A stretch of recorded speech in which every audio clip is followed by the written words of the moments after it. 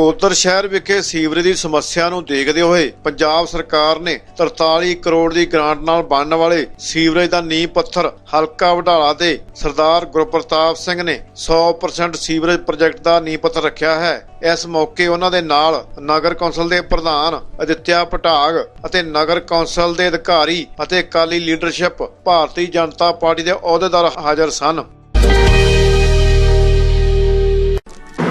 Yes आज राष्ट्रपिता महात्मा गांधी जी के जन्म दिवस के मौके पर सब तो पहला मैं सूबे बसते पंजाबियों देशों विदेशों बसते पंजाबियों अज के दिहाड़े की लख लख बधाई देता। सब तो ज़्यादा बधाई के पात्र ने साडे सूबे के मुख्य मंत्री सरदार प्रकाश सिंह जी बादल, डिप्टी चीफ मिनिस्टर पंजाब सरदार सुखबीर सिंह जी बादल, स्थानक सरकार मंत्री अनिल जोशी जी, जिन्हां दी प्रेरणा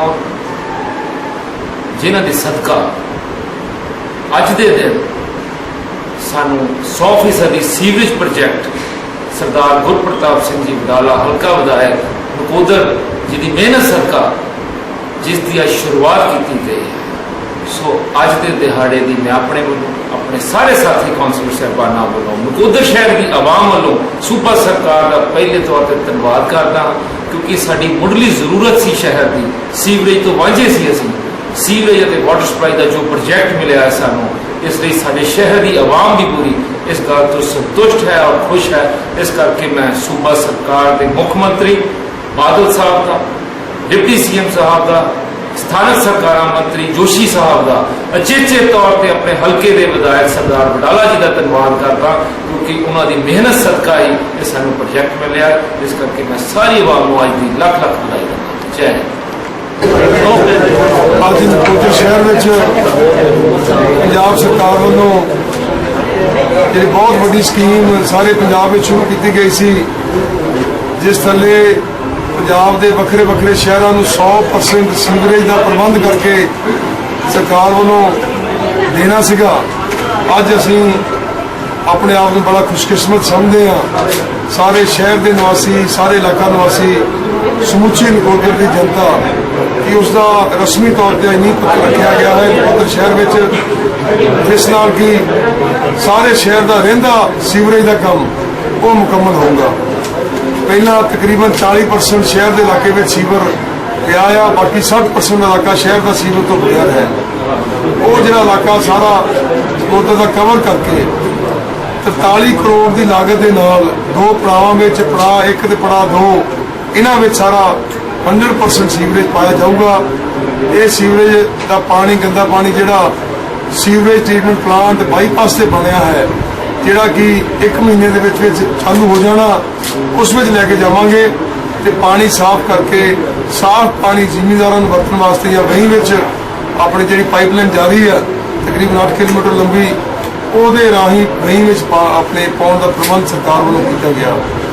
ਸੋ ਮੈਂ ਪਹਿਲਾਂ ਤਾਂ ਸਾਰੇ ਸ਼ਹਿਰ ਵੱਲੋਂ ਸਮੁੱਚੀ ਸ਼ਹਿਰ ਦੀ ਮਿਊਨਿਸਪਲ ਕਮੇਟੀ ਵੱਲੋਂ ਪ੍ਰਧਾਨ ਸਾਹਿਬ ਵੱਲੋਂ ਆਪਣੀਆਂ ਦੋਹਾਂ ਪਾਰਟੀਆਂ ਸ਼੍ਰੋਮਣੀ ਅਕਾਲੀ ਦਲ ਅਤੇ ਭਾਰਤੀ ਜਨਤਾ ਪਾਰਟੀ ਦੇ ਸਾਰੇ ਆਗੂ ਸਾਹਿਬਾਨਾਂ ਵੱਲੋਂ ਪੰਜਾਬ ਦੇ ਹਰਮਨ ਪਿਆਰੇ ਮੁੱਖ ਮੰਤਰੀ ਸਰਦਾਰ ਪ੍ਰਕਾਸ਼ ਸਿੰਘ ਜੀ ਬਾਦਲ ਦਾ ਬਹੁਤ ਬਹੁਤ ਧੰਨਵਾਦੀਆਂ ਰਿਣੀਆਂ।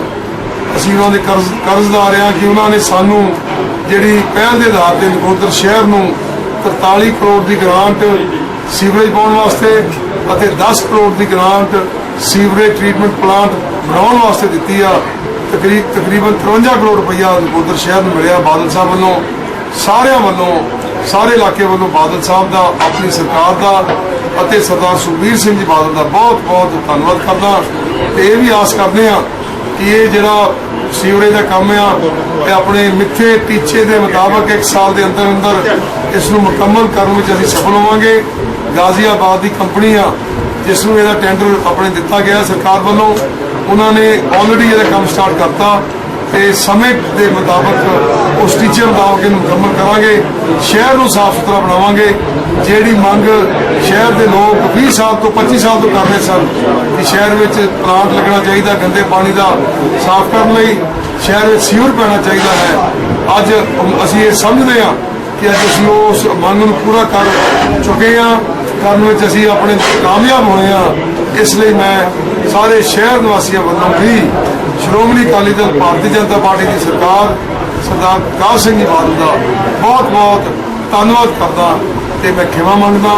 ਵਾਹਿਗੁਰੂ ਜੀ ਕਾ ਖਾਲਸਾ। ਨਕੋਦਰ ਤੋਂ ਪਨੀਤ ਅਰੋੜਾ ਦੀ report, Jagsev web TV. Audio Jungle।